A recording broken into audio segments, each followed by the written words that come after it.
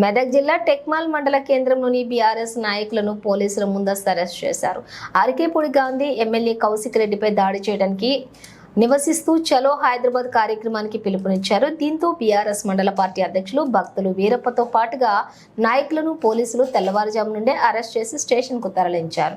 ఈ సందర్భంగా మండల బీఆర్ఎస్ పార్టీ అధ్యక్షులు భక్తుల వీరప్ప మాట్లాడుతూ కాంగ్రెస్ కండువా కప్పుకున్న అరికేపూడి గాంధీ గూండాలు వ్యవహరిస్తున్నారని విమర్శించారు. వెంటనే అరికేపూడి గాంధీపై కేసు నమోదు చేయాలని డిమాండ్ చేశారు. ప్రతిపక్షానికి ఇవ్వాల్సినటువంటి ప్రజాపతుల కమిటీ చైర్మన్ ను కాంగ్రెస్ లో చేరిన అభ్యర్థికి ఇవ్వటం ఏంటని వారు ప్రశ్నించారు. పాడి కౌశిక్ రెడ్డి ఇంటిపై దాడి చేసిన వారిని వెంటనే అరెస్ట్ చేయాలని డిమాండ్ చేశారు.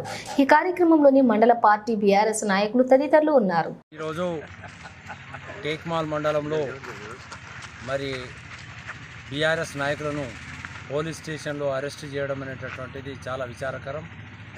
మరి మొన్న జరిగినటువంటి సంఘటన పద్దుల కమిటీ మెంబర్గా మరి ప్రతిపక్షానికి ఇవ్వాల్సిన అవసరం కాంగ్రెస్ ప్రభుత్వంకు ఉంది. కానీ బీఆర్ఎస్ పార్టీలో ఉన్నటువంటి అరికపూడి గాంధీని కాంగ్రెస్ కండువా వేసి ఆయనకు పద్దుల కమిటీ సభ్యునిగా ఇస్తూ టీఆర్ఎస్ అనేటటువంటిది ప్రకటించడం అనేటటువంటిది సిగ్గుచేటు. వాస్తవానికి అరికపూడి గాంధీ కాంగ్రెసా టీఆర్ఎసా ఆయన చెప్పాల్సిన అవసరం ఉంది.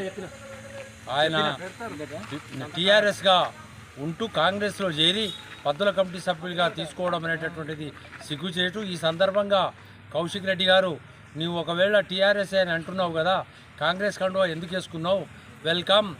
అయితే నేనే రేపు పొద్దున మీ దగ్గరికి వస్తాను, కండువా కప్పి మా కేసీఆర్ గారి దగ్గర తీసుకెళ్తాను అని చెప్పి అనడం అనేటటువంటిది న్యాయ సంబంధమైంది.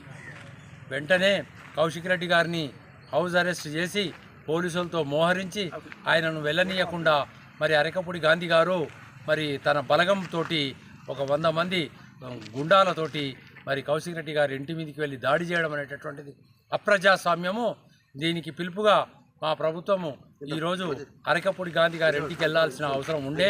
ఎందుకంటే శాంతియుతంగా ఆయనను మా పార్టీ నాయకుడే కాబట్టి మరి కేసీఆర్ దగ్గర తీసుకెళ్లాల్సిన అవసరం ఉండే. ఈరోజు రేవంత్ రెడ్డి ప్రభుత్వము టీఆర్ఎస్ను విభజించాలి, చీల్చాలి, పాలన మీద దృష్టి పెట్టడం లేదు. ప్రజలకు మరి రైతు బంధు ఇవ్వలేదు ఇంతవరకు. మరి 2 లక్షల రుణమాఫీ కావాల్సినటువంటి రైతులు చాలామంది ఉన్నారు, వాళ్ళకు కూడా ఇంకా చేయలేరు. మరి ఇటువంటి ప్రజా అభివృద్ధి కార్యక్రమాల మీద దృష్టి పెట్టకుండా బీఆర్ఎస్ ప్రభుత్వాన్ని మరి ఏ రకంగానూ భవిష్యత్తు లోపల దాంతో ప్రమాదం ఉంది అనేటటువంటి ఆలోచనతోటి ఎక్కడికక్కడ బీఆర్ఎస్ ప్రభుత్వాన్ని బలహీనపరచాలనేటువంటి ఆలోచిస్తున్నటువంటి క్రిమినల్ ఆలోచన రేవంత్ రెడ్డి గారికి ఉంది.